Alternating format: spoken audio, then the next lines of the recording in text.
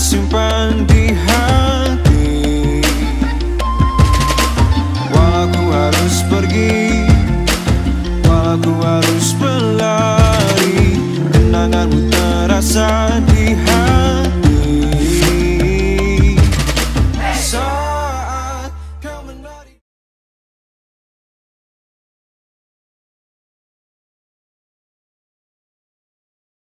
Ketua kelasnya siapkan lagi.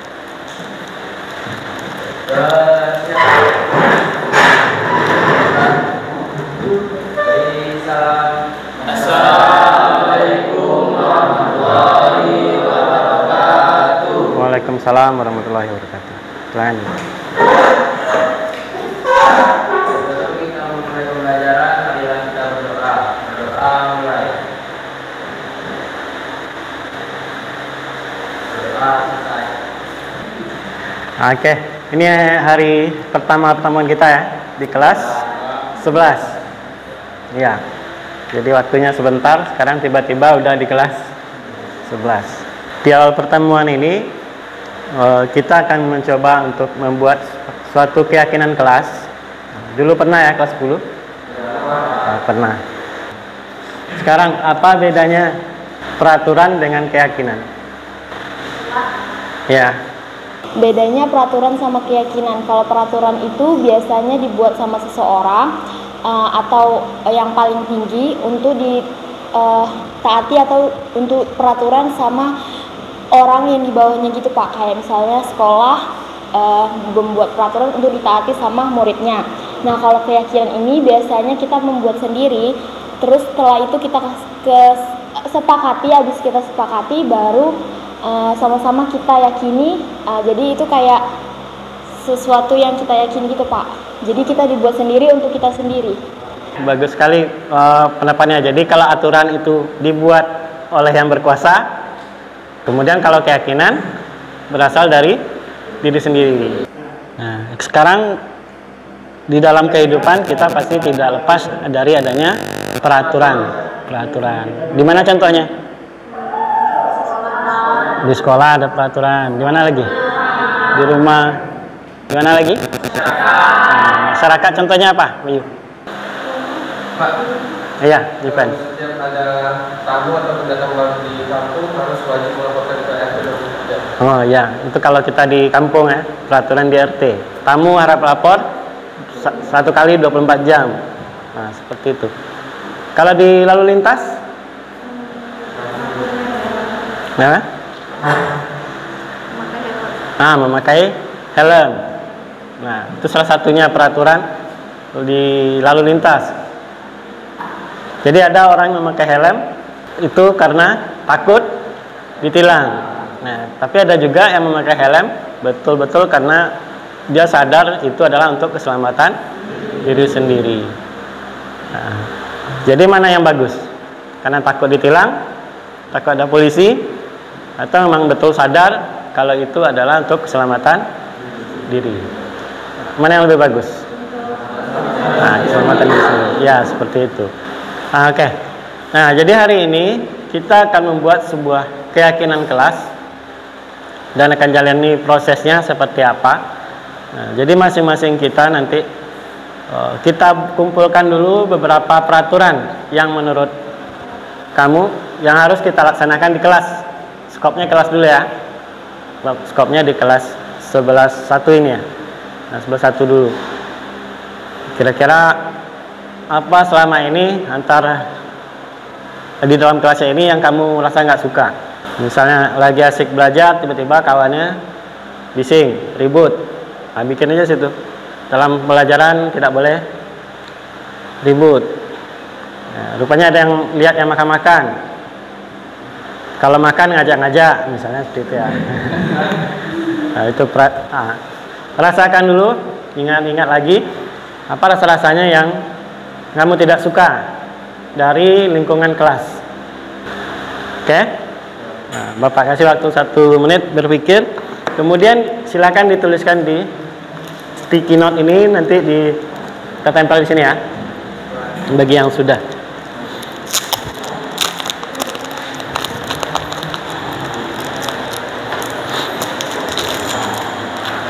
Namanya nggak usah ditulis ya.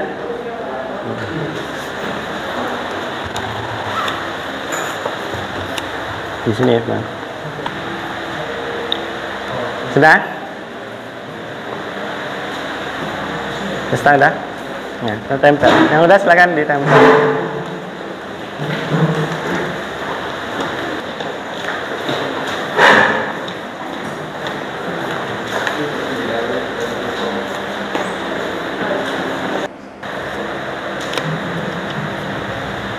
Nah, Bapak minta satu orang bantu Bapak bacakan di depan. Siapa? Ya, Diven. Oke, yang pertama, dilarang membuang sampah berserakan di kelas. Yang kedua, rajin-rajin piket kelas. Itu sama ya, masih piket. Masih kebersihan ya.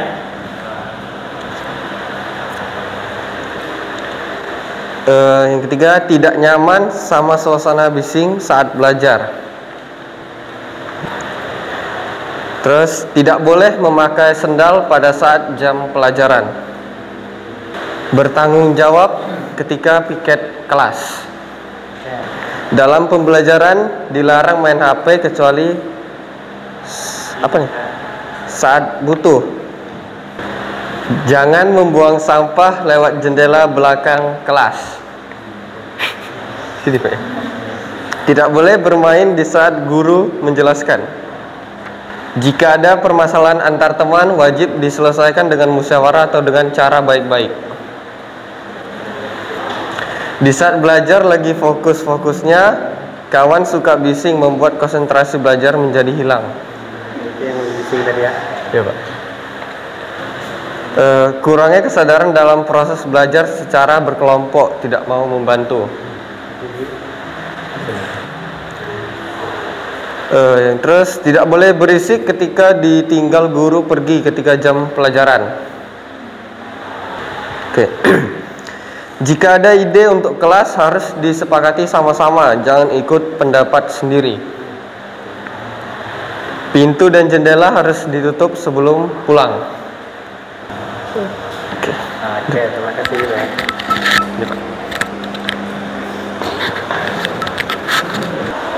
Ini antara peraturan dengan curhatan, lebih banyak curhatan kayaknya.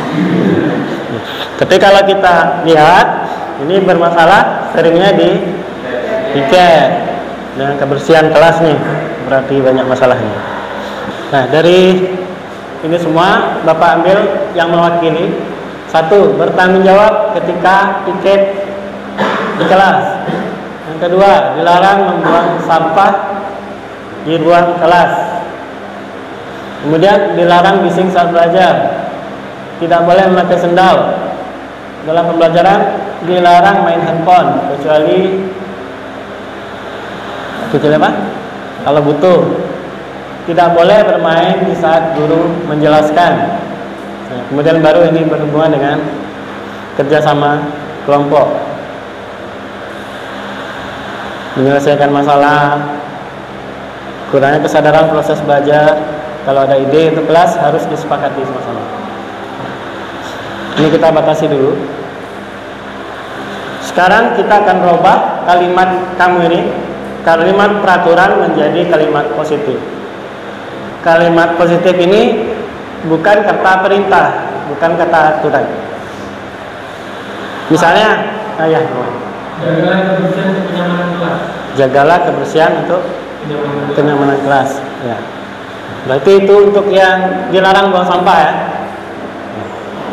Berarti positifnya menjaga kebersihan. Apa lagi teman? Nah, menjaga kebersihan demi kenyamanan kelas. Oke. Kemudian ini yang terakhir ini yang paling penting untuk menjaga kestabilan kelas ini. Siapa yang bisa menjadikannya menjadi satu kalimat positif? Jika ada permasalahan antara teman, wajib diselesaikan dengan musyawarah atau dengan baik-baik. Yang pertama.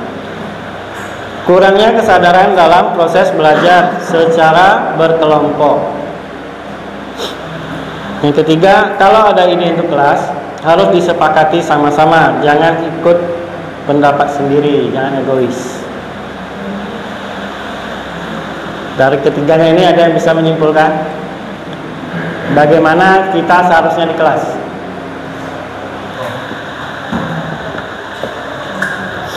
Nah, Jupen. Marilah kita saling mengerti agar kita bisa membantu satu sama lain. Nah.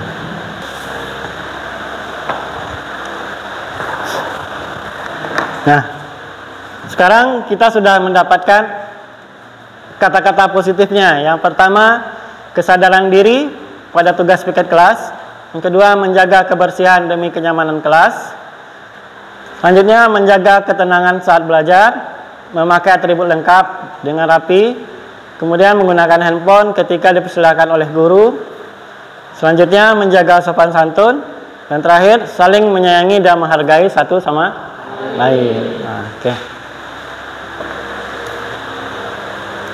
Nah, kalau kita tarik lagi nilai-nilai apa yang terkandung dalam setiap kalimat ini? Kesadaran diri pada tugas piket kelas, tanggung jawab.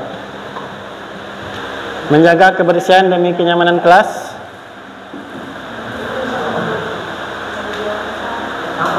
sama, tanggung jawab. Menjaga ketenangan saat belajar, disiplin. Kayaknya kalau di sini nih, memakai atribut lengkap, nah ini disiplin ya.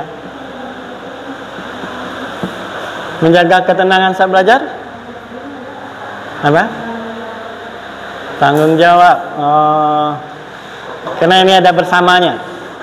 Menjaga iya, ada orang lain di sini, menjaga ketenangan. Iya. Menghormati atau menghargai. Oke, menggunakan handphone ketika dipersilakan? Kalau misalkan yang menggunakan HP ketika dipersilakan guru itu kayak termasuk menghormati nggak sih? Kalau misalkan guru ngejelasin kita main HP kan nggak ada yang namanya etika gitu Pak. Menghormati. Kita udah semangat nih mau gibah. Tiba-tiba kawan main handphone aja kan? Kira-kira itu menghormati kawan apa enggak? Ya, sama juga seperti itu ya. Nah, kemudian menjaga sopan santun. Apa? Berakhlak. Berarti itu kan ke orang lain kan? Nah, nilainya sama ya. Sopan santun ini menghormati, menghargai juga. Saling menyayangi dan menghargai. Udah pasti. Nah. Menghormati atau menghargai. Jadi kita sudah mendapatkan nilai-nilai yang akan kita jalani atau yang kita dapatkan ketika kita melaksanakan kesepakatan kelas. Ada tanggung jawab juga, menghormati, dan ada disiplin. Nah, ada 3 nilai yang akan kita jadikan keyakinan kelas. Nah, kalau Bapak bikinkan sebuah tabel,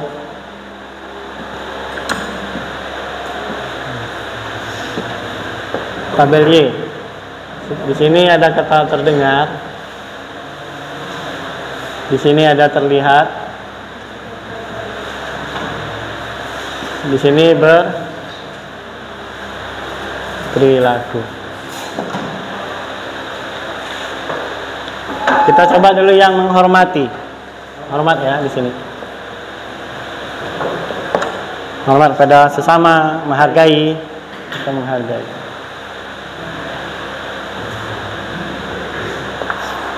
Kata-kata seperti apa yang bisa kita dengar dari kawan yang menghormati atau menghargai tersebut? Nah, apa juga? Misalnya kalau kita meminjam sesuatu, bagaimana dia berucap? Nah, ada kata-kata tolongnya. Ada kata-kata tolong. Tolong ambilkan ini SIM. Nah, misalnya itu ya. Apa lagi? Ya. Terima kasih.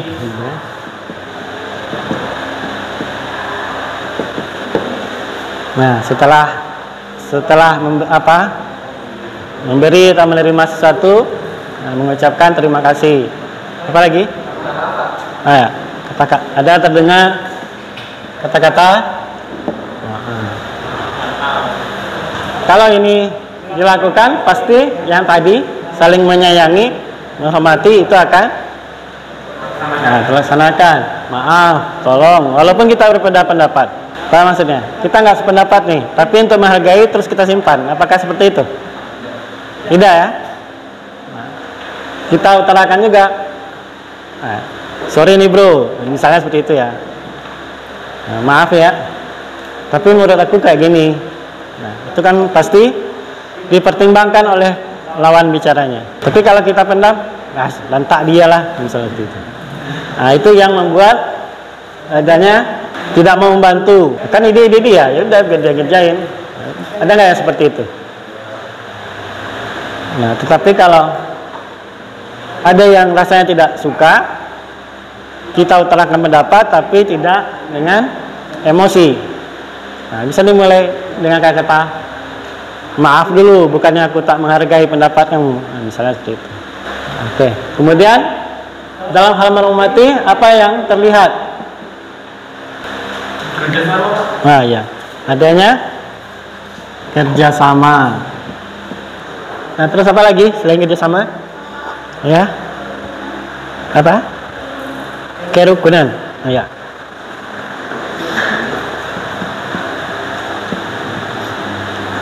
Kerukunan dalam menyelesaikan masalah, mereka bermusyawarah, misalnya seperti itu ya.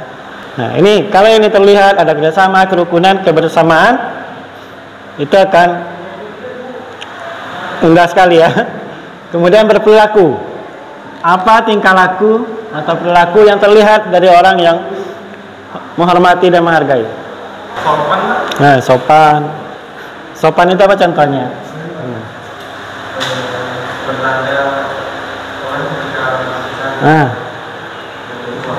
Iya. Sopan ya. Sopan. Oke, apa lagi? Berperilaku tidak memotong pembicaraan orang lain atau teman. Kemudian misalnya budaya 3S. Ketika jumpa dengan guru atau dengan teman, ada senyum. Apa lagi? Sapa. Kemudian salaman. Itu perilakunya. Bisa nggak kira-kira hal ini ditanamkan? Menjaga lidahnya dulu ya. Menjaga lidahnya, jangan sampai tersinggung kawannya. Jadi yang terakhir dapat kita simpulkan keyakinan kelas kita ambil dari tanggung jawab, menghormati dan disiplin. Kita jadikan kalimat keyakinan seperti yang terakhir ini ya. Pertama, bertanggung jawab. Senantiasa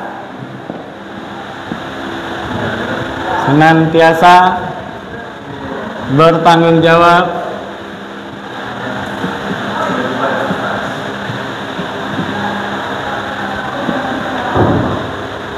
pada tugas dan kewajiban. Kemudian yang kedua, menghormati, menghargai. Ini boleh ya pakai kami ya. Kami senantiasa bertanggung jawab pada tugas dan kewajiban. Yang kedua, kami saling apa tadi? menyayangi dan menghormati apa tadi? Satu sama lain.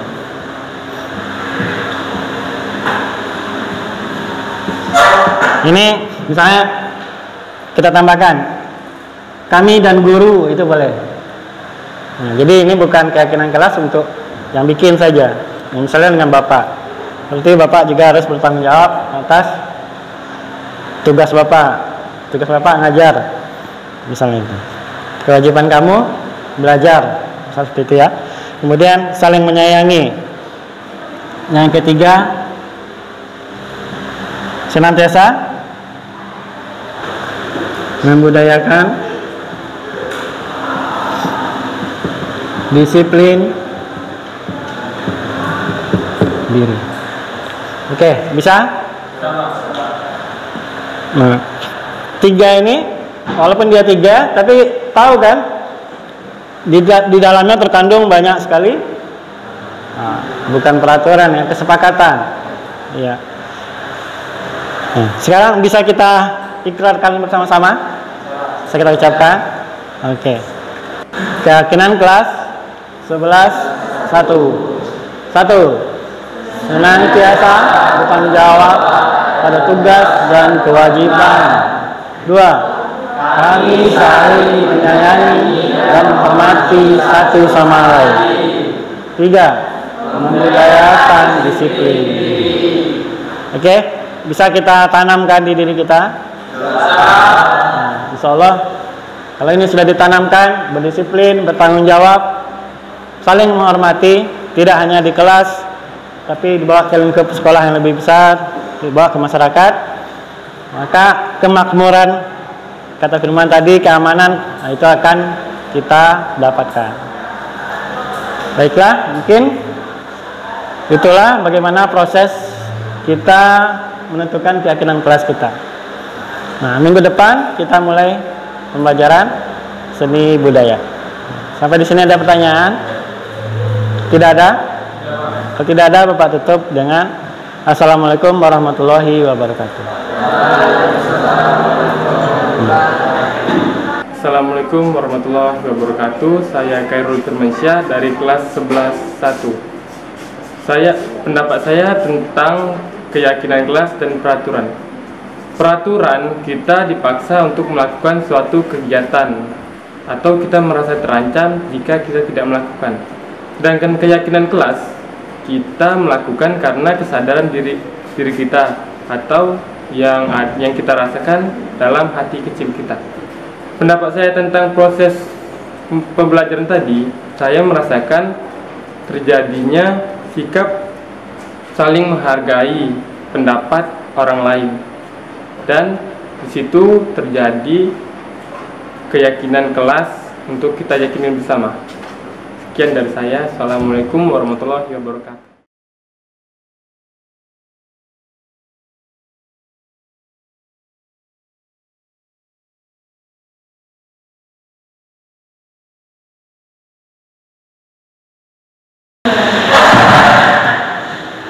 Baik, assalamualaikum warahmatullahi wabarakatuh.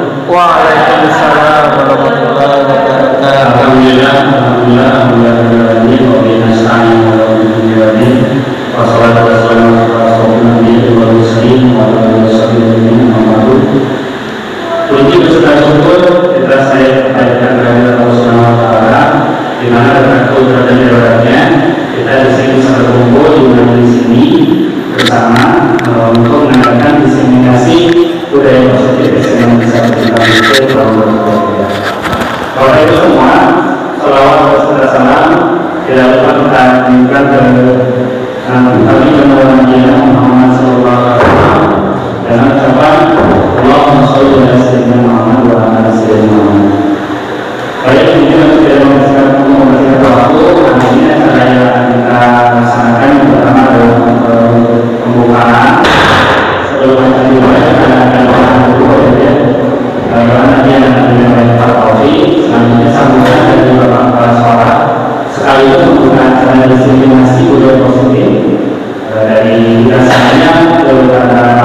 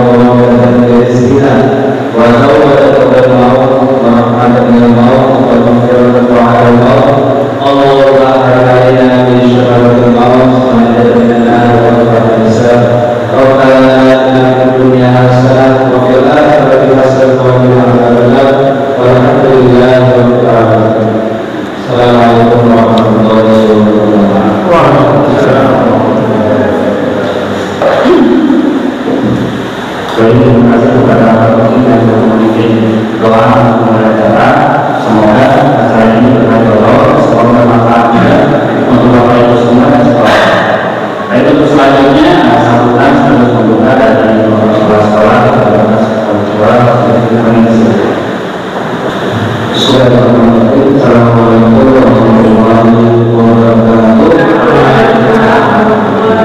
Selamat siang, salam sejahtera semua. Alhamdulillahirobbilalamin, wassalatu wassalamu ala rasulillah wa ala alihi washabihi ajmain. Assalamualaikum warahmatullahi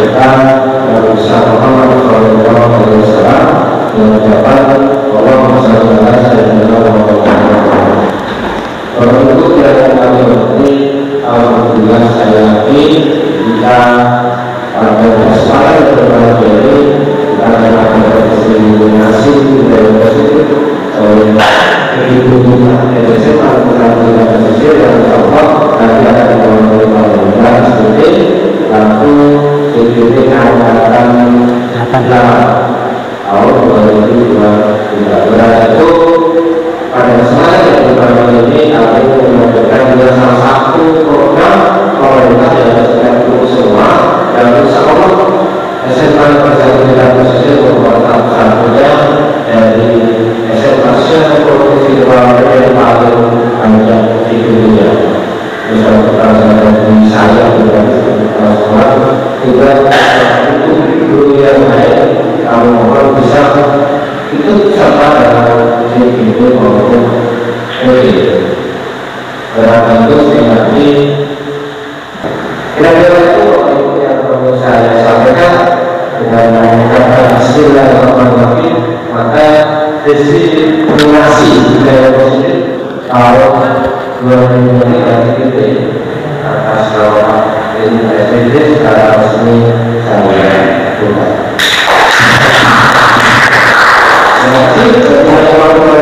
Assalamualaikum warahmatullahi wabarakatuh.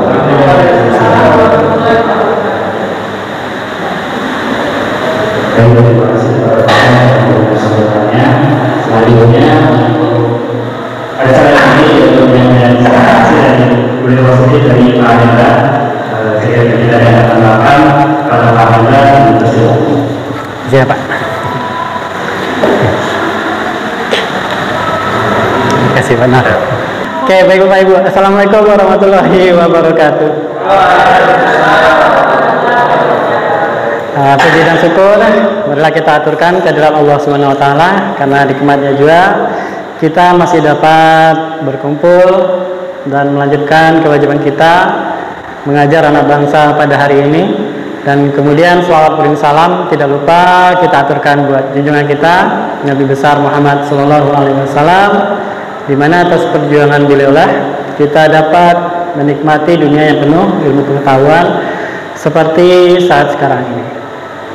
Sebelumnya saya sangat mengucapkan terima kasih kepada Bapak Kepala Sekolah, Bapak Aris Widodo, yang sudah sangat mensupport dari awal, baik dari angkatan sebelumnya sampai pun di angkatan saya.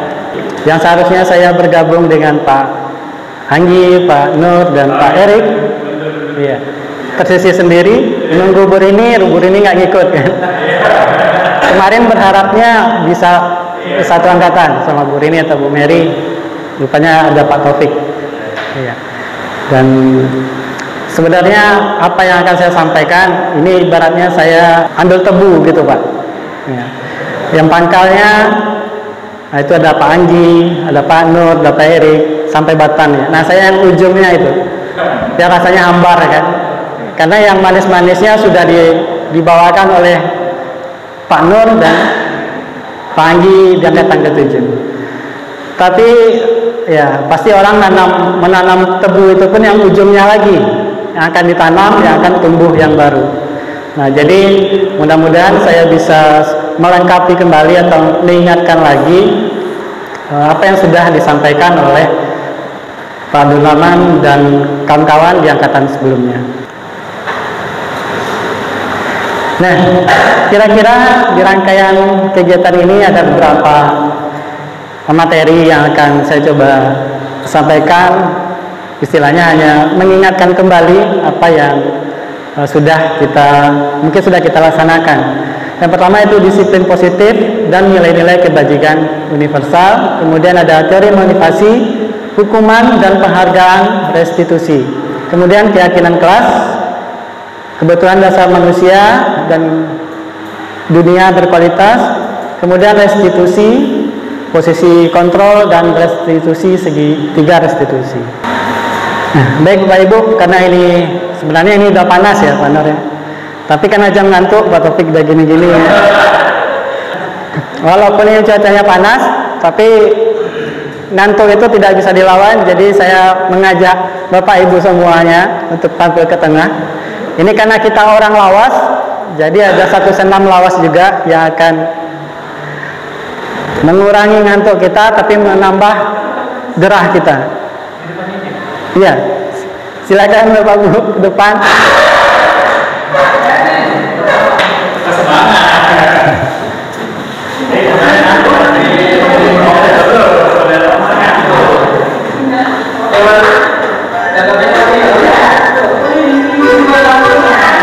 Iya. Ini chicken dance, ini sebenarnya sangat lawas ya. Tengah aja bisa.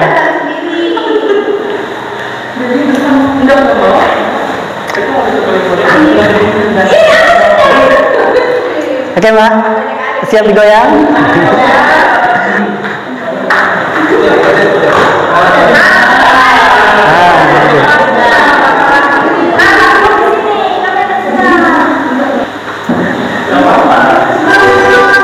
Oke Bapak Ibu, kita mulai.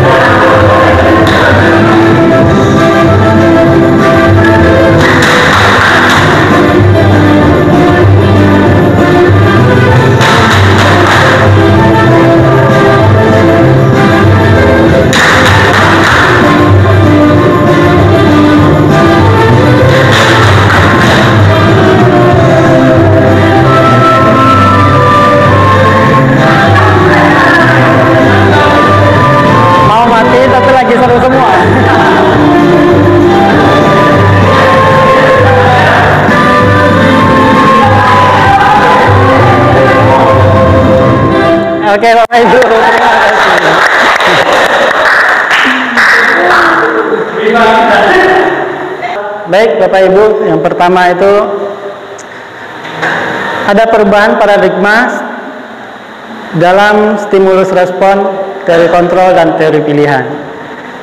Nah, di mana selama ini kita beranggapan gurulah atau kitalah yang mengontrol murid, baik tingkah lakunya maupun dari sikapnya selama ini. Nah, ini mungkin kalau dicontohkan kemarin yang memegang sesuatu di tangan, kemudian yang lain berusaha membujuk untuk membuka. Nah, itu posisi kontrolnya ada sama siapa gitu. Nah, itu pastinya kalau yang memegang itu adalah siswa dan gurulah yang berusaha untuk membuka murid. Jadi muridlah sebenarnya yang mengontrol, dia mau buka apa enggak, dia yang mau ngikutin kita atau enggak, seperti itu ya dari hasil permainannya. Tetapi ada juga kalau permainan buka tangan itu saya bawakan lagi kayaknya basi. Jadi sekarang ada satu permainan lagi. Permainannya unik sekali. Saya minta salah satu aja untuk menjadi sukarelawannya.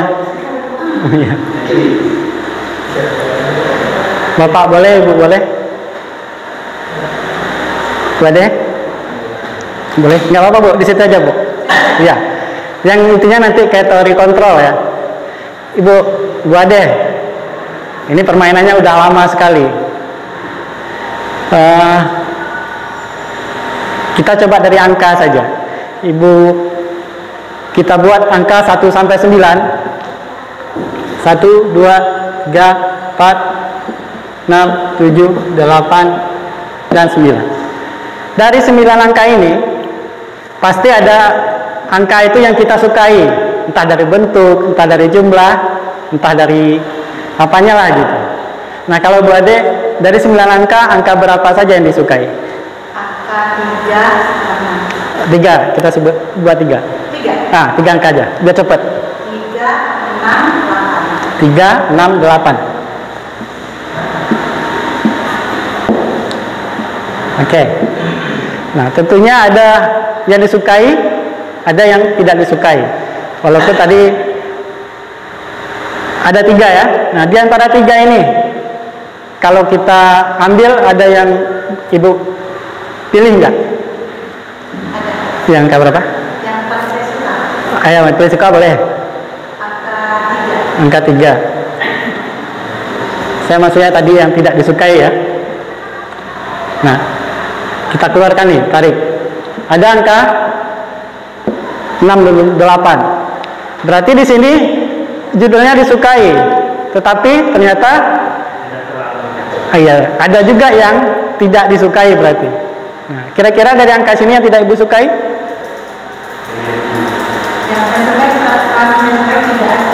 Enggak, yang 2 kan ini sudah kita keluarkan nih. Yang tidak disukai. Yang tidak disukai. Ini kan ya. Yang antara 2. Tinggal 2. 6 tidak disukai. Iya. Dan akhirnya ada tersisa angka 8. Saya sudah memprediksi kalau angka yang terakhir itu adalah angka 8. Pak, minta tolong dibuka kertasnya, Pak.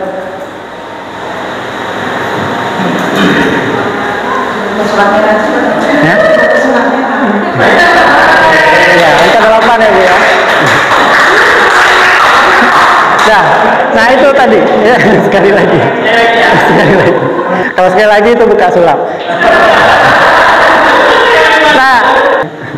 Nah, maksudnya tanpa disadari sebenarnya saya udah ngontrol Bu Ade, karena itu kan angka sudah saya sediakan, sudah saya siapkan, sudah saya buat.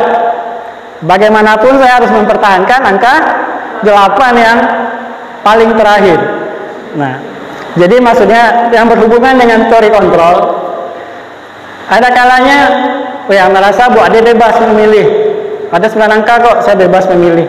Tapi tanpa disadari diarahkan mencapai tujuan yang saya inginkan. Seperti itu. Nah,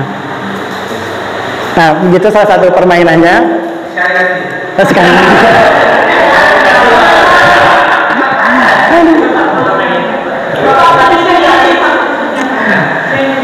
Iya, maksudnya tahu. Iya. Kasihan. Jadi kita sulap aja, Pak ya. Nggak usah. Ya. Nah, maksudnya seperti itu. Dimana kalau paradigma lamanya kita mencoba merubah orang agar berpandangan sama dengan kita, sama seperti yang tadi. Kemudian di teori kontrol yang baru, kita guru yang berusaha untuk memahami murid atau orang lain, dan perilaku buruk terlihat sebagai suatu kesalahan. Tetapi sekarang ini kita dituntut anak ini melakukan kesalahan, pasti ada tujuannya. Nah, bagaimana kita mengontrol anak ini dengan mengetahui tujuan anak ini apa sebenarnya. Jadi kita melakukan pendekatan. Dan begitu seterusnya. Beranggapan kita bisa mengontrol orang lain, nah, ternyata kita tidak akan bisa mengontrol orang lain, seperti itu. Kemudian saya percepat ya, Pak.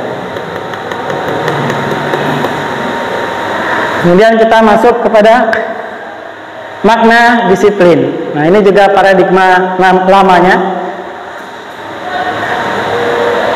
Kalau dari secara bahasa, disiplin itu berasal dari bahasa Latin disciplina, yang artinya belajar. Sementara dalam kebudayaan kita disiplin lain. Misalnya mendisiplinkan anak, berarti anak harus patuh kepada apa yang kita perintah. Anak harus patuh kepada peraturan. Nah, sementara maksud disiplin di sini adalah bagaimana anak itu belajar sendiri baik dari kesalahannya maupun dari arahan dari guru-guru, seperti itu. Nah, makanya tadi diskusi dengan Pak Aris tentang tata tertib sekolah, jadinya ragu. Apakah tata tertib berarti berhubungan dengan peraturan?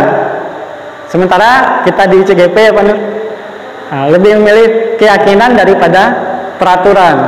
Nah, bagaimana kita mengganti diksinya sehingga tidak terkesan terlalu peraturan, tetapi kita punya kekuatan untuk mengambil kebijakan nantinya kalau ada masalah di lapangan, seperti itu. Nah, jadi itu dalam budaya kita, mana kata disiplin telah berubah menjadi sesuatu yang dilakukan seseorang pada orang lain untuk mendapatkan kepatuhan. Kecenderungan umum adalah menghubungkan kata disiplin dengan ketidaknyamanan, bukan dengan apa yang kita hargai atau pencapaian suatu tujuan mulia.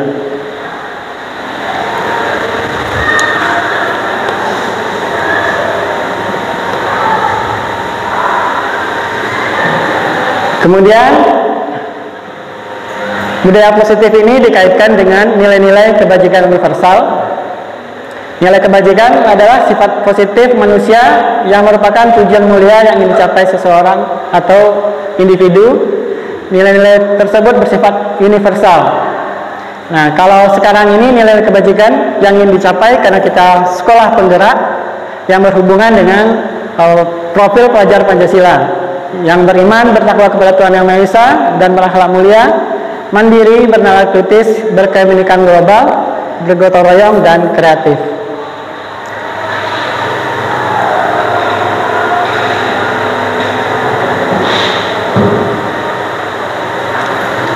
Nah, mungkin di pertemuan ini saya tadi sudah menyampaikan juga bahwa akan lebih fokus kepada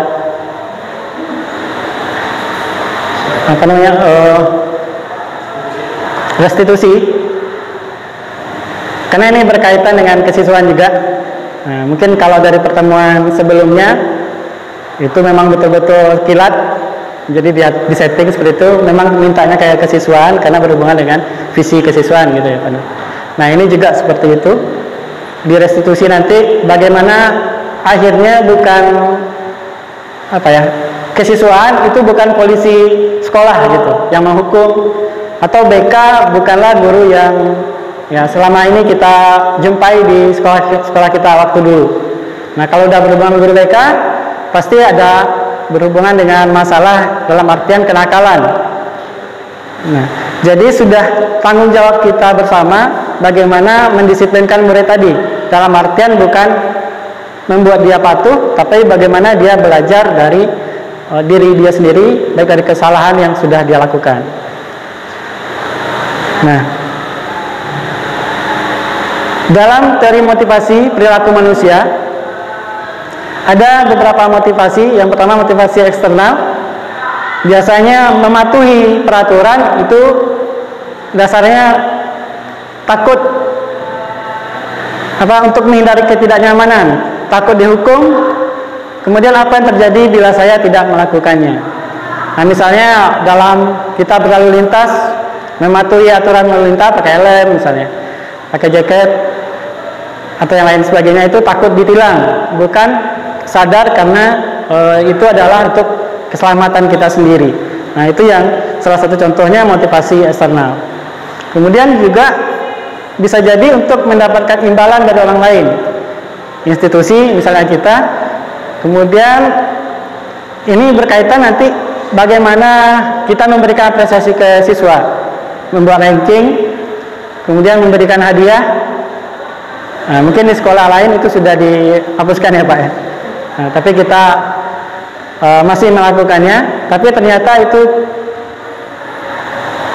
nanti akan kita jumpai, ternyata itu bukanlah hal yang budaya positif, malah ada hukuman di saat kita memberikan sebuah penghargaan. Kemudian yang kita kejar atau tujuan kita adalah motivasi dari internal, yaitu tujuan disiplin positif untuk menghargai diri sendiri. Misalnya, saya akan menjadi orang yang seperti apa bila saya melakukannya. Nah, seperti itu.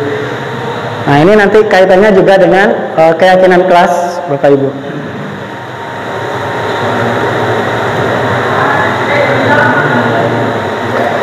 Nah, ini tadi dihukum oleh penghargaan.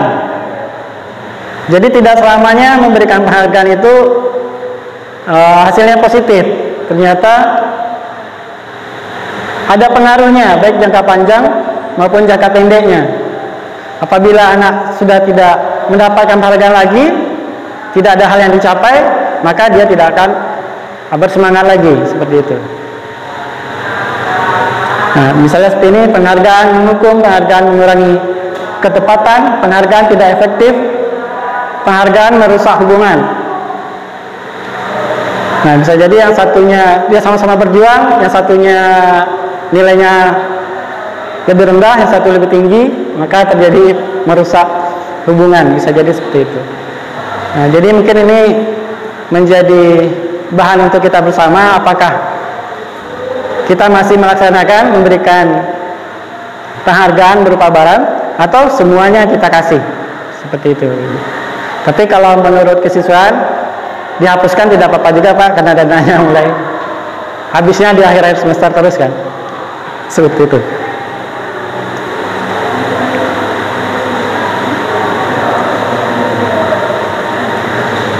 Nah, salah satu langkahnya mungkin bisa seperti ini. Kita memberi pengakuan secara khusus, pengakuan secara pribadi, pengakuan juga ke semua murid, kemudian pengakuan secara konsisten dan fokus pada proses. Jadi ini fokus pada proses ini bukan akhir semesternya saja. Setiap kita mengadakan pembelajaran, nah di sana bisa kita langsung memberikan apresiasi dengan cara seperti ini, khusus, tetapi kepada semua murid, mungkin dengan bergantian. Hari ini 5 orang ini, mungkin minggu depannya ini. Jadi semuanya merasa adil seperti itu. Tidak ada yang merasa dirinya yang paling pintar atau paling malas seperti itu, Bapak Ibu.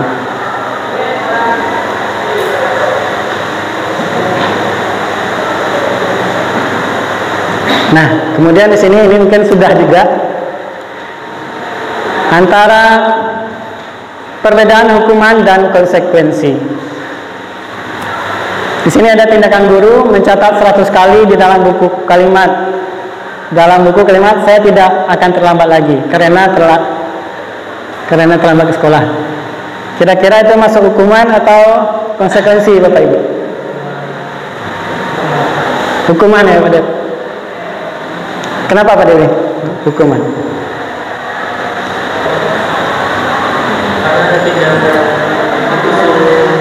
Pak Dewi minta soundnya.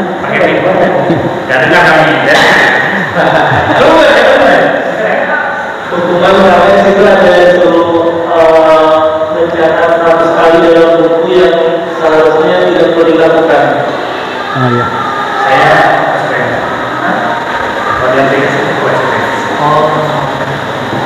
Hukuman atau konsekuensi? Panel konsekuensi. Nah, misalnya sekarang Anak terlambat, ini ya, lari mengelilingi lapangan basket 2 kali karena terlambat di sekolah. Sekarang kondisinya, karena ini sudah pernah ya, sekarang kita masukkan kondisi lain. Pak Gibran, jam pertama olahraga, kemudian anak-anak tiba terlambat, datang siswa terlambat, Pak Gibran menyuruh anak itu lari atau push up, lari lah 2 keliling lapangan. Nah, apakah itu termasuk hukuman atau konsekuensi? Iya, tergantung. Tergantung kesalahan ya. Kalau misalnya di situ ada kontrak atau kesalahan, bisa jadi konsekuensi. Tapi kalau misalnya kita langsung suruh tanpa ada kesalahan, jadi hukuman. Jadi hukuman. Iya. Kalau menurut saya. Iya, Pak Gibran. Saya akan pendapat. Oke. Udah itu aja Pak ya, kita lanjutin. Jawabannya. Iya. Iya. Seperti pendapat Pak Devi tadi, mencatat 100 kali itu adalah termasuk dalam hukuman. Lari mengelilingi lapangan basket 2 kali karena terlambat hadir di sekolah, itu juga termasuk hukuman. Tetapi akan berbeda kasusnya kalau itu Pak Gibran. Karena lari itu berhubungan dengan pelajaran olahraga. Yang lain mungkin udah pemanasan ya Pak Gibran ya. Nah, ketika anak ini terlambat, dia lari, itu bisa menjadi konsekuensi ya. Tergantung tadi itu Pak Gibran. Ya. Itu yang tergantung ya. Jadi kondisinya bagaimana gitu. Misalnya saya seni budaya nggak ada hubungannya dengan lari. Anak nggak bikin tugas, saya suruh lari, saya suruh melayap yang ada macandanya. Dan itu memang kenyataan. Nah, itu juga termasuk hukuman. Kemudian menggantikan kertas tugas teman yang telah dicoret-coret. Nah, Bapak Ibu, kira-kira dari contoh ini, apakah bisa menyimpulkan apa perbedaan antara hukuman dengan konsekuensi? Ya, Bu Rini. Pak Gibran, video. Video Pak Gibran.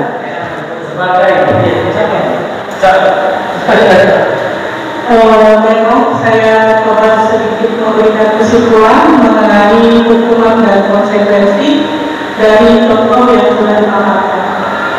Di sini sedikit yang bisa saya simpulkan, yang namanya hukuman itu sifatnya memberatkan. Kenapa dibilang memberatkan? Karena hukuman itu sering tidak nyambung. Ya, apa kaitannya orang itu terlambat dengan mencatat buku dari hubungannya? Itu menurut saya hukuman. Tapi kalau kan konsekuensi mengajarkan, jadi seperti menggantikan kertas tugas teman yang telah dicoret. Ya, itu konsekuensi.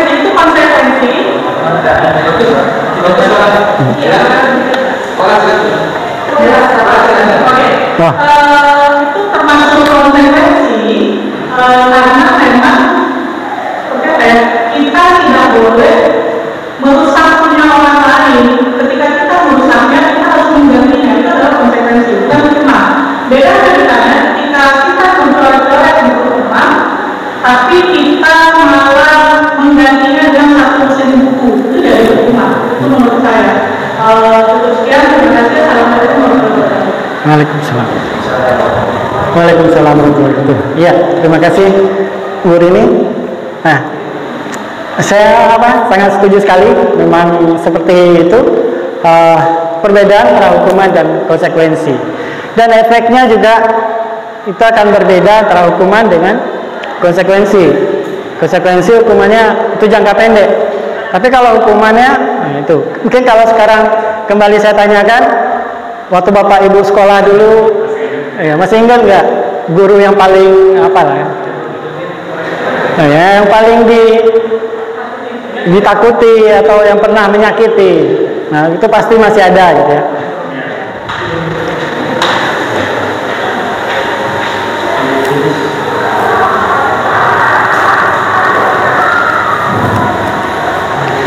Nah, baik Bapak Ibu, kita masuk ke restitusi.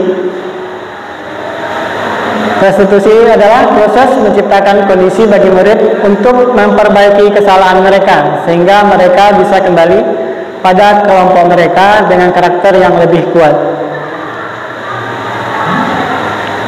Restitusi juga merupakan proses kolaboratif yang mengajarkan murid untuk mencari solusi untuk masalah mereka dan membantu murid berpikir tentang orang seperti apa yang mereka ingin menjadi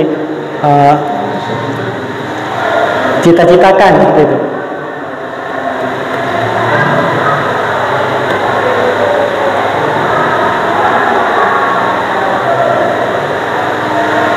Nah, tujuan dari restitusi ini adalah bukan untuk menebus kesalahan, namun untuk belajar dari kesalahan. Kemudian memperbaiki hubungan, tawaran bukan paksaan. Restitusi menuntun untuk melihat ke dalam diri. Restitusi mencari kebutuhan dasar yang mendasari tindakan. Restitusi diri adalah cara yang paling baik. Restitusi fokus pada karakter bukan tindakan. Kemudian fokus pada solusi. Dan yang terakhir mengembalikan murid yang berbuat salah pada kelompoknya. Nah, ini akan berbeda dengan kita memberikan hukuman.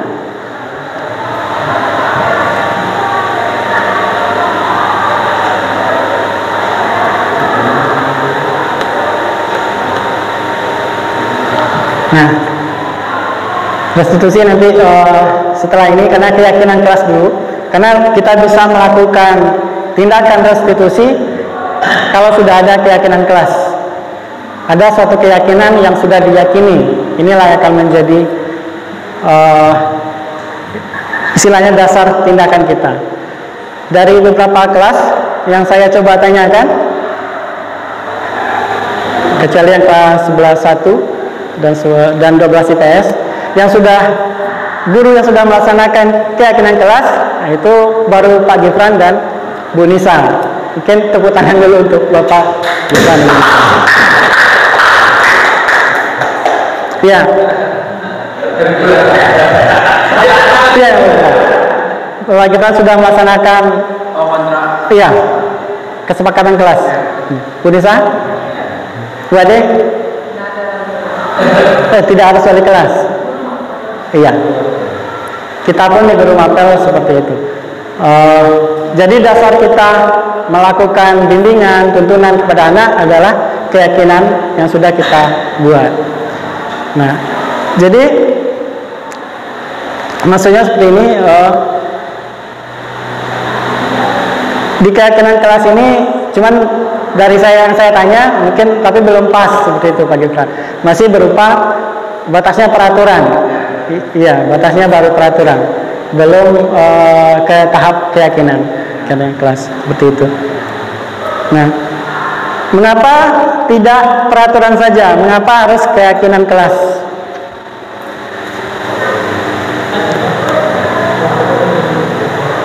Nah, ini seperti yang tadi ya Bapak Ibu ya.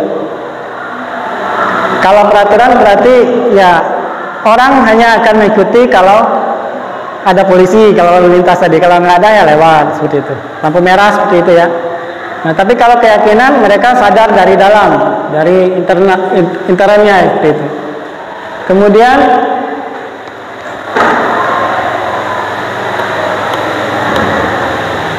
nah, diagramnya seperti ini.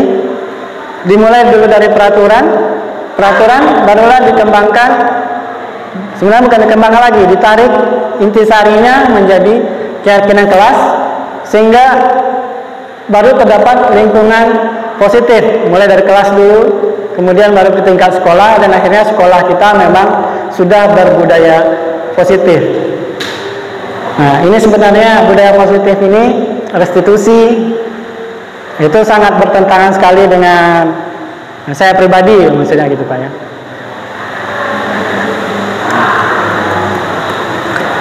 Nah, misalnya seperti ini, yang mana merupakan keyakinan kelas dan mengapa? Isinya, yang pertama kesepakatan kelasnya, datang tepat waktu, mengucapkan salam, kemudian menjaga kebersihan sekolah, berdoa sebelum dan sudah kegiatan, aktif dalam pembelajaran dan tertib. Kemudian yang sebelahnya, kami guru dan murid yang saling menyayangi, kami murid yang semangat belajar, kami murid yang peduli dengan teman-teman. Gimana Pak Taufik? Biar dapat video. Biar dapat video. Yang mana yang merupakan keyakinan kelas? Yang sebelah kanan apa sebelah kiri? Kenapa Pak Taufik? Mengapa? Karena saling menyepakati dalam kelas itu. Ya, dua-duanya kesepakatan kelas, kesepakatan kelas. Yang mana yang merupakan keyakinan kelas? Yang mana itu? Iya. Mengapa Pak Taufik? Analisanya seperti apa? Karena kalau dibandingkan dengan sebelah itu kan datang beberapa waktu misalkan kami bulan ini kan bahasanya memang ada seperti peraturan enggak bedanya susah beda. Kalau yang saya tahu Iya. maksudnya ya Oke, terima kasih Pak Taufik. Iya. Yang kanan ya merupakan keyakinan kelas. Nah, kalian di sini bahasanya dari diksinya tetap bahasa peraturan, datang tepat waktu, mengucapkan salam, menjaga kebersihan. Nah, kalau kata-kata seperti ini pasti ada sambungannya, menjaga kebersihan sekolah kalau ada yang lihat kan seperti itu. Tapi kalau di sebelahnya, nah ini sudah dari dalam, saling menyayangi, semangat belajar, kemudian saling peduli, nah, seperti itu. Tapi sebenarnya kalau dijabarkan ini bisa banyak. Saling menyayangi itu bisa tidak berkata kotor, ya. Misalnya dari peraturan tadi. Nah, jadi di sini mungkin prosesnya itu yang akan dijabarkan seperti itu. Nah, ini kegiatan pendalamannya dengan tabel Y, terdengar, terlihat, berperilaku. Di sini contohnya ada menghormati keyakinannya. Kami meyakini bahwa sangat penting untuk menghormati semua orang. Kemudian keyakinan kelasnya bekerja. Kami meyakini bahwa sangat penting untuk mengerjakan segala pekerjaan atau mengikuti kegiatan yang telah ditugaskan. Diterima dan dimiliki, kami meyakini bahwa sangat penting untuk merasa diterima pada suatu kelompok. Nah, dihormati ini terdengarnya misalnya dalam hal meminjam sesuatu. Nah, mungkin bisa dimulai dulu dengan kata-kata permisi atau tolong seperti itu. Kemudian yang berperilaku menghormati misalnya dengan budaya 3S, senyum, sapa, salam seperti itu sudah mencerminkan perilaku dari keyakinan kelas yang sudah dibuat. Kemudian terlihat saling menghormati, kemudian yang terlihat ini contohnya menghargai pendapat temannya dalam hal berdiskusi, jadi tidak saling potong seperti itu, atau tidak ada bully-membuli. Nah, itu yang seperti yang terlihat seperti itu. Nah, keyakinan ini didapat dari peraturan tadi yang sudah dibuat, peraturan ditarik lagi intisarinya apa. Nah, itulah yang menjadikan sebagai keyakinan kelas.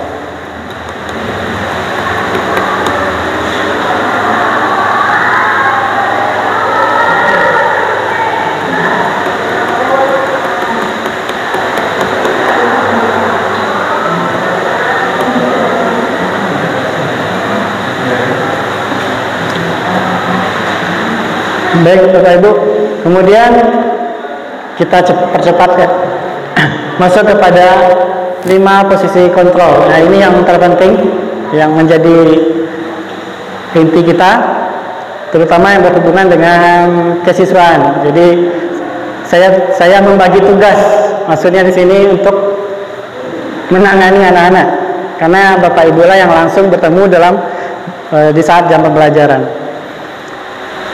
Nah, yang selama ini dalam posisi kontrol itu ada beberapa, ada penghukum, pembuat rasa bersalah, ada sebagai teman, sebagai pemantau, dan manajer.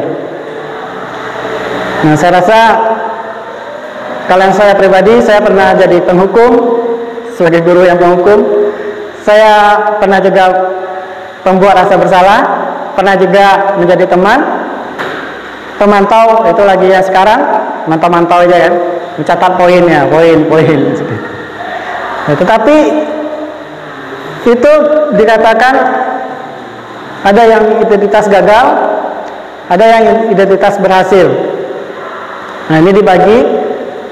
Apabila kita menjadi guru yang penghukum, guru berbuat menghardik murid seperti itu, menunjuk-nunjuk, menyakiti, menyindir, itu kita termasuk guru yang penghukum. Kemudian pembuat rasa bersalah. Misalnya di sini kita ceramahi anaknya, kemudian ibu atau bapak sangat kecewa dengan kamu seperti itu. Nah, bapak ibu pernah mungkin ya, seperti itu. Apalagi yang ini penghukum, menghardik seperti itu. Ya, sepakat kita ini. Nah, ternyata itu membentuk identitas yang gagal karena kontrolnya dari luar murid. Kemudian bisa dikatakan berhasil, tetapi mengharapkan imbalan atau ketergantungan pada orang lain.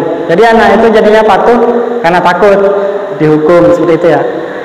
Nah, kita bisa sebagai teman membuat alasan-alasan untuk muridnya. Nah, contohnya, ayolah lakukan demi ibu, ayo lakukan demi bapak. Nah, seperti itu. Nah, nanti bapak dimarahi Pak Aris, misalnya. Tolonglah, misalnya seperti itu ya. Nah, itu sebagai teman. Tetapi ya, si anak melakukan untuk dihargai oleh si guru seperti itu. Dan sebagai pemantau, menghitung dan mengukur apa peraturannya. Nah, itu. Anak ini melanggar pasal sekian di peraturan kita, poin 100. Nah, ternyata anak baru melakukan yang positif apabila mengharapkan sesuatu atau menghindari hukuman tertentu. Nah, yang akan kita cari adalah bagaimana identitas itu berhasil sukses dari diri anak itu sendiri atau menghargai diri sendiri. Nah, jadi kita guru berbuat mengajukan pertanyaan-pertanyaan, apa yang kita yakini, apa yang bisa kau kerjakan untuk memperbaiki masalah ini. Nah, jadi kita bisa melakukan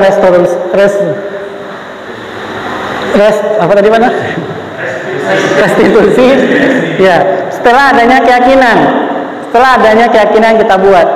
Nah, jadi makanya tidak hanya wali kelas, kita sebagai guru mapel juga perlu itu sebagai pegangan kita untuk membimbing si anak atau bukan mendisiplinkan lagi ya, ya untuk mengontrol dia lah gitu. Iya, membangkitkan nilai si anak seperti itu. Jadi mungkin ini udah yang CGP yang kedua, menyampaikan kembali pentingnya keyakinan. Jadi mana tahu nanti kita semua bisa langsung mempraktekkan. Tadi maksudnya kita mempraktekkan gitu benar. Masing-masing kita membuat keyakinan, prosesnya seperti apa. Tapi mungkin waktunya yang kurang cukup. Cuman bisa saya putarkan. Ini sebenarnya kebutuhan video aja.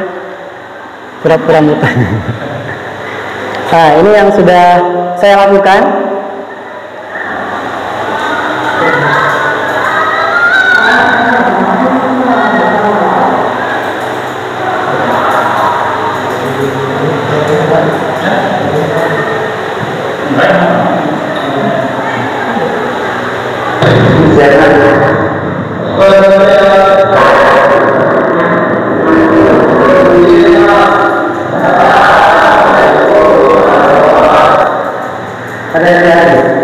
Kira-kira kenapa kita butuh peraturan?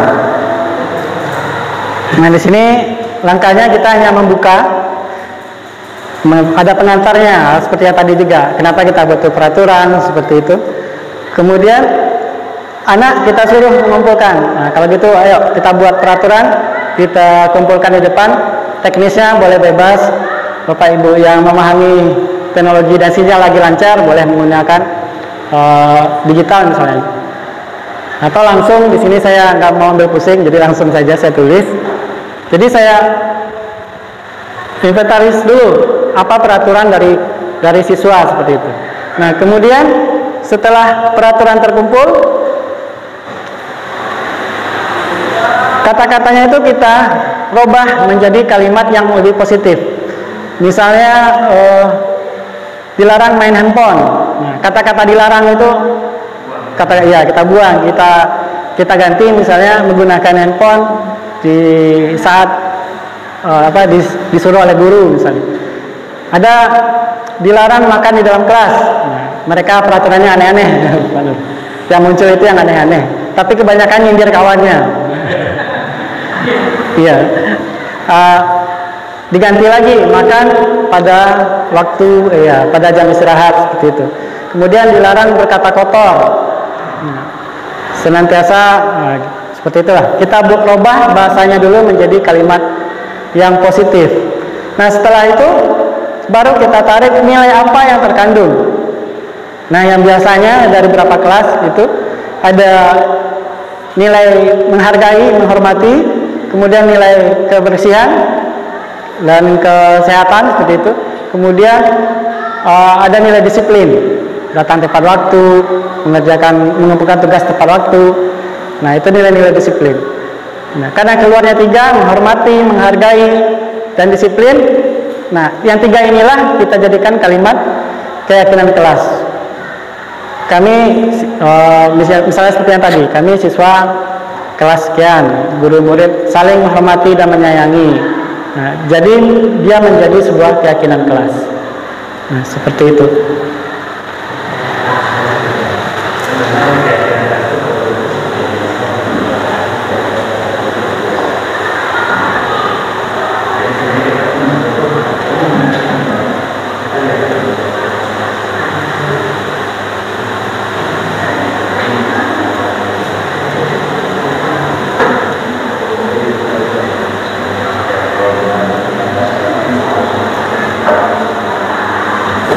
Baik Bapak Ibu, kita masuk ke yang terakhir ini. Bu Ade kayaknya udah ngantuk. Iya. Oke, biar tidak ngantuk, kita coba bermain peran. Kita lihat dulu bagaimana kita menyelesaikan satu masalah murid. Saya minta sukarelawan lagi sebagai murid.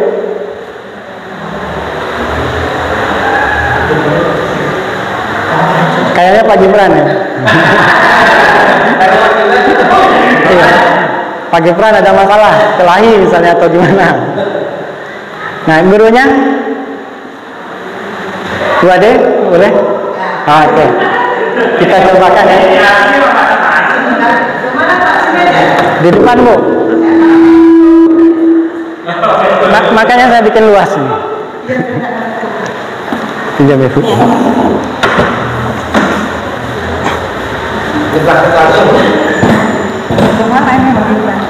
Nah, saya kasih kursi.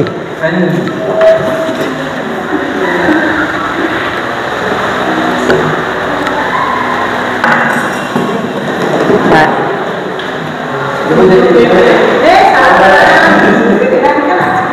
Mana aja?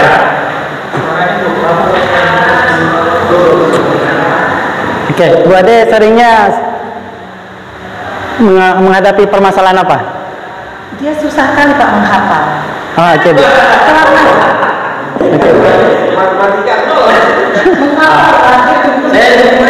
Iya.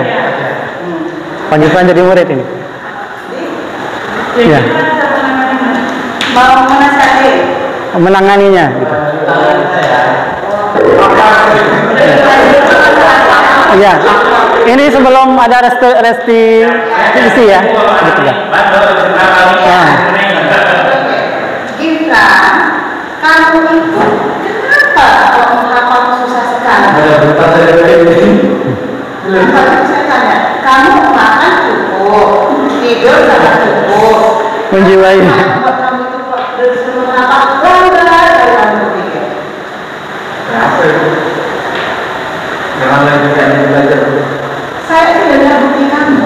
Saya disuruh menghafal kalimat kata-kata kamu bilang. Coba,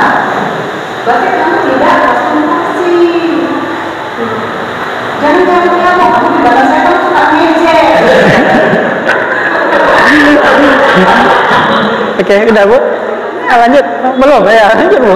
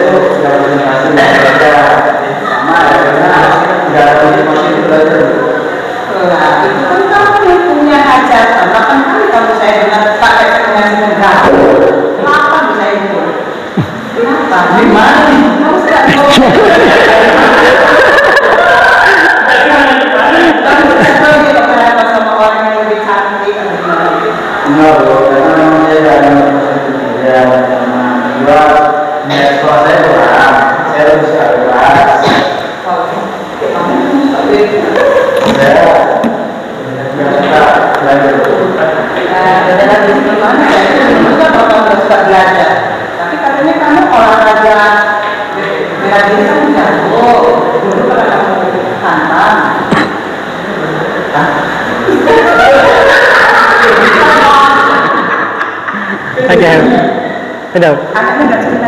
Oh iya udah. Tepuk tangan dulu Pak Bu.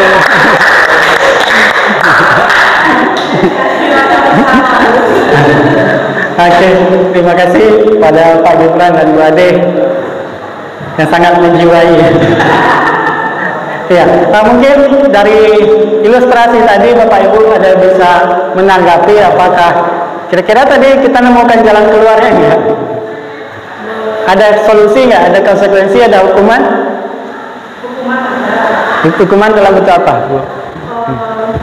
Minta video. Kalau dari kasus tadi yang saya lihat, penanganannya itu ya, kalau memberikan hukuman mungkin lebih keras. Di sini kamu begitu berbeda, tanya apa kamu menjelaskan pada saya, apa kamu mengatakan saya. Terus terhadap masalah juga karena saya lihat arahnya dari guru kepala sekolah itu sudah menasihatikan, tapi saya juga memahami itu menurut saya lebih akan masalah siswanya. Tadi tahap yang saya lihat hukuman besar. Kalau manajer tadi mungkin sudah melakukannya, sudah tanya kenapa kamu nggak bisa menghafal dan buku. Jadi kalau saya lihat tadi tindakan sudah mulai dari hukuman rasa bersalah dan manajer. Tapi lebih banyak itu rasa bersalah dan tindakan bersalah. Iya. Oke. Oke, terima kasih Bu Rini. Nah, iya tadi itu ya. Tapi kalau saya melihat jalan keluarnya, nah itu belum kelihatan ya. Malah disuruh dioper lagi ke BK-nya. Nanti BK pasti nanya ke kesiswaan. Iya, kesiswaan, nah baru ke kepala sekolah.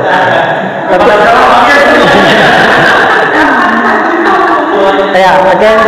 Ya, Pak De. Iya. Oke, Bu. Mari kita lihat apa kata penyelesaian dengan segitiga restitusi. Nah, di dalam segitiga restitusi, bagaimana kita menghadapi permasalahan anak itu ada 3 langkah. Yang pertama, kita menstabilkan identitas dulu. Nah, misalnya di sini kata-kata yang keluar itu, setiap orang pasti pernah melakukan kesalahan. Nah, kita coba menetralkan dulu, menstabilkan dia dulu. Ibu, Mbak, kamu gimana? Ibu langsung marah. Nggak yang karakter tadi ya, bukan badainya. Yang karakter yang tadi, kan langsung ngegas seperti itu. Nah, di segi 3 restitusi, kita stabilkan dulu. Atau bisa juga dengan kalimat, kamu bukan satu-satunya yang pernah melakukan ini. Jadi kita pura-puranya kita itu support dia gitu. Tapi bukan berarti setuju dengan kesalahannya. Ya, nggak apa-apa, misalnya seperti itu ya. Nah, kemudian baru masuk ke validasi kebutuhan. Nah, baru kita tanyakan apa alasannya. Tadi yang karakter tadi yang buat dibawakan kan sudah menanyakan, tetapi tidak mau mendengarkan. Kenapa kamu gitu? Kan ibu sudah bilang, nah. Ibu tanya kenapa, ibu yang karakter tadi nanya kenapa, belum dijawab anak sudah dia diceramain lagi seperti itu. Jadi tidak ada kesempatan kita. Jadi di langkah keduanya validasi kebutuhan, kita mendengarkan keluhan si anak ini, alasannya kenapa. Nah, misalnya seperti itu. Kemudian bisa jadi kalimatnya, adakah cara yang lebih efektif untuk mendapatkan apa yang kamu butuhkan? Karena dia malas belajar, misalnya yang si muridnya malas belajar. Apa yang dibutuhkannya? Kenapa? Kenapanya itu memang betul-betul dikejar gitu. Alasannya seperti itu. Kemudian baru yang ketiga, setelah ada keyakinan, kelas yang disepakati, barulah menanyakan keyakinan kita. Misalnya kalimat yang keluar itu nilai-nilai apa yang telah kita sepakati, atau kamu ingin menjadi orang yang seperti apa. Nah, di sini ini juga kebutuhan video, saya harus memutarkan. Nah, di sini ada ilustrasi juga yang saya buat. Ini lebih jago acting siswanya daripada gurunya.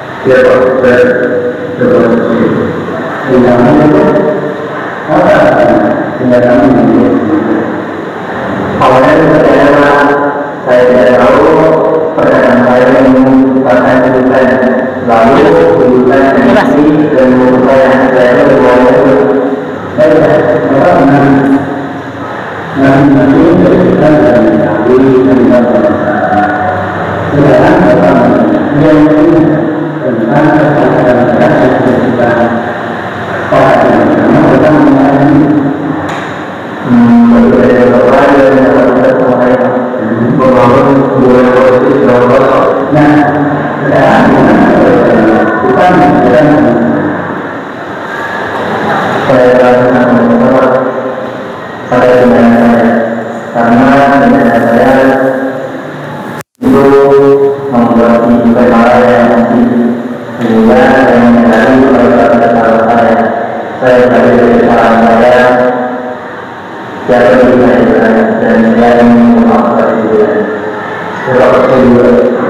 karena dia tuh membawa emosi, jadi saya melakukan tindakan yang keluar dari teman sendiri. Itu adalah dari binatang dan pribadi dalam menggunakan penyesalan masyarakat kita. Jadi silakan kali ini. Saya merasa saya. Kemudian kalau saya dari itu dua tiga orang.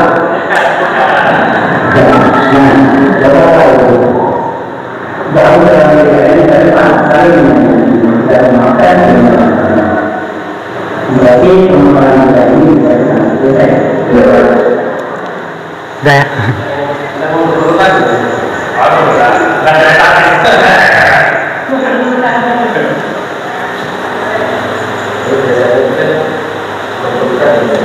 Iya, ada Pak. Nah itu kelanjutannya, ceritanya mereka sudah bermaafkan, tapi tetap harus ada konsekuensi. Nah akhirnya mereka itu berdua bersepakat mau mengangkat sebuah diskusi terbuka masalah menghargai sesama seperti itu. Jadi di situ posisinya sesuai dengan skenario ini Bu ya. Itu bukan saya. Itu sangat bertolak belakang dengan saya begitu. Tapi karena skenario restitusinya seperti itu, jadi hanya memainkan peran seperti itu. Tapi berharapnya ke depannya memang seperti itu. Langkahnya kita menstabilkan dulu emosinya, pura-puranya kita dukung mereka seperti itu. Kemudian tetap kita harus mengejar dia mengakui kalau dia salah. Nah, tadi sudah sama-sama mengakui kesalahan dan saling memaafkan. Dan terakhir tetap harus ada konsekuensinya, jangan sampai permasalahan ini terulang lagi. Cuman caranya yang cara kita masuknya itu seperti itu maksudnya. Jadi kalaulah ini terlaksana, jadi kita tidak akan mendengar lagi Bu Dina teriak dari ujung kan. Tapi udah jarang sekarang. Kalau dulu sering ngeriain anak, gitu. Nah, akan tercipta suasana yang positif seperti itu. Nah kira-kira yang seperti ini kalimat-kalimat yang akan kita keluarkan. Jadi kalimat pun sudah diarahkan oleh segitiga restitusi. Jadi di sana tidak ada, kita tak peduli siapa yang salah, tetapi tetap kita menggali gitu. Nah, siapa yang harus bertanggung jawab? Kesannya aja tidak ada yang mencari salah gitu ya. Nah, mungkin seperti itu Bapak Ibu. Mudah-mudahan habis. Terima kasih. Baik Bapak Ibu, mungkin hanya itu materinya. Mudah-mudahan bisa kita pahami bersama dan bisa kita wujudkan budaya positif ini di sekolah kita, dan tentunya untuk diri saya pribadi untuk memperbaiki diri. Salah satunya merefleksi diri lah, untuk meninggalkan zona nyaman seperti itu ya Pak.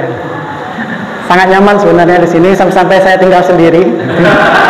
Tahu-tahunya kawan udah nggak ada lagi. Iya, jadi terima kasih sekali lagi saya ucapkan kepada Bapak Ibu yang sudah berkenan hadir pada sore hari ini, dan dukungan dari pihak sekolah, pada Kepala Sekolah Pak Aris dan CGP angkatan sebelumnya Pak Nur, Pak Anggi. Saya tunggu tugas-tugas ya untuk modul selanjutnya. Di awal itu tidak terasa berat, nanti. Semakin kesini semakin berat ternyata, gitu. Semakin banyak tugasnya. Nah, jadi mungkin dasarnya saya mengadu ke angkatan ke-7 nanti. Oke Bapak Ibu, mungkin hanya itu yang bisa saya sampaikan. Sekali lagi saya ucapkan terima kasih banyak. Setutup dengan Assalamualaikum warahmatullahi wabarakatuh.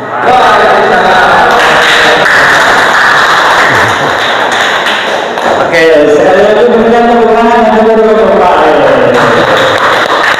Bapak Ibu, terima kasih sekali telah menyampaikan materi. Memang jujur saja ini cukup nostalgia ya bagi saya, karena itu kita kalau sebelum kemarin kita sosialisasi diseminasi tentang budaya positif ini. Tapi tadi sudah disampaikan juga, ini bukan meskipun ya di situ adalah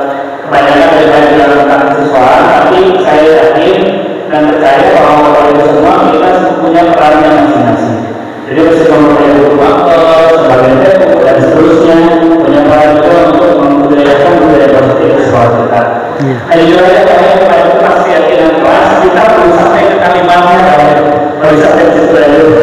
Oh iya. Terus sampai ke kalau ini memang belum ke ikrar dunia karena kalau keyakinan.